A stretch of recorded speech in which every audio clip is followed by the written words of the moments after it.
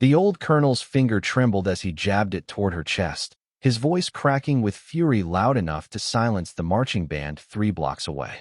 "You don't belong in that uniform," he spat, and Sergeant Maria Williams felt every eye on Main Street turn toward her at once. The parade had stopped. The flags had stopped waving. And somewhere behind her, an old man was unfolding a piece of paper that would change everything. "Before I tell you what happened next, tell me in the comments where you're watching from. I love knowing who's listening." Maria had marched in this parade since she was 19, back when her boots were new and her shoulders still ached from boot camp. She'd marched through deployments, through the loss of friends, through a divorce that left her with nothing but a duffel bag and a folded flag from her father's funeral. She stood in formation that morning the way she always did, spine straight, chin level, eyes forward, because that was what soldiers did, even when the world around them turned hostile. Colonel Hollins hadn't liked her from the moment she joined the VFW post 3 months earlier. He'd muttered about paperwork soldiers and desk jockeys playing dress-up. She'd let it slide, the way she'd learned to let so many things slide. But today, in front of hundreds of spectators and a row of color guards holding flags that snapped in the late summer wind, he'd decided silence wasn't enough anymore. "Where's your combat patch, soldier?"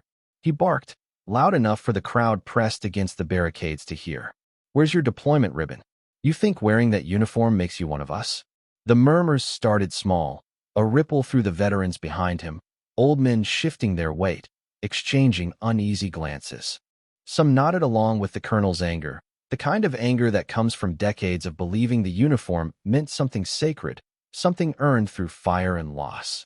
Others looked away, uncomfortable, sensing something was about to go terribly wrong. Maria's jaw tightened. She thought about explaining herself, about defending 3 years of service that the colonel knew nothing about. She thought about walking away. She thought about all the times she'd swallowed her pride for the sake of peace. She said nothing. That silence almost broke her. Because here was the moral weight of the moment, hanging heavy in the September air. Was her dignity worth a public argument, or was restraint the harder, nobler choice?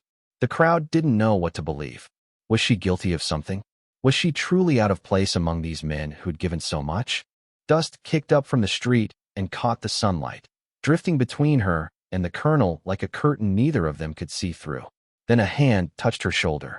It belonged to Walter Reyes, 81 years old, a Vietnam veteran with VFW Post 8210 stitched onto his cap and trembling fingers that had spent the last several minutes searching his coat pocket. He stepped between them, holding a yellowed, careworn document, a certificate of release or discharge from active duty. Maria's discharge papers, the ones she'd given the post secretary weeks ago for a routine records request, papers that should never have left the filing cabinet. "Read it," Walter said, his voice shaking, not from age, but from something deeper. "Read it before you say another word." The colonel snatched the paper, his face flushed with the kind of certainty that comes right before it shatters. His eyes scanned the lines. The crowd held its breath. Somewhere a child asked her mother what was happening, and the mother shushed her gently, eyes fixed on the unfolding scene. She thought she'd never see her record speak for her. She was wrong.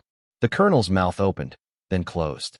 His finger, once so accusatory, now hovered uselessly in the air. The paper listed campaigns most men in that crowd had only read about in history books. Combat zones, commendations, a Purple Heart earned pulling 2 soldiers from a burning vehicle outside Kandahar. Citations for valor. A name redacted in the official record for reasons of operational security, reasons Maria had never been allowed to speak of, not even to defend herself. The silence that followed wasn't the silence of judgment anymore. It was the silence of recognition, the kind that falls over a crowd when they realize they nearly witnessed an injustice, and something larger than pride stopped it just in time. "Colonel," Walter said quietly, she never said a word about any of this. Not once. Not to brag, not to defend herself. "I only knew because I processed the records." The old man's hands were still trembling, not from frailty, but from the weight of what he'd almost let happen by staying silent for as long as he had. Colonel Hollins lowered his hand. For the first time in the parade's history, he removed his cap, not in ceremony, but in apology. He said nothing aloud, but his eyes, wet and ashamed, said everything his pride couldn't. Behind him, the row of veterans straightened, and one by one, hands rose to foreheads in salute, not because they were ordered to, but because they wanted to. Applause broke out, soft at first, then swelling like a tide rolling up the street, past the flags, past the brick storefronts, until it filled the whole avenue. Because kindness doesn't vanish. It waits, and it finds its way back, even when it arrives wrapped in an old, careworn piece of paper held by trembling hands. And as the band began to play again, Maria Williams marched forward, the same way she always had, spine straight, eyes forward, dignity intact, proving that sometimes the quietest soldiers carry the loudest truths. If this story moved you, tell us in the comments what part stayed with you the longest. Subscribe if you believe respect should be earned through truth, not assumption. And share this with someone who needs the reminder that the truth always finds its way to the light.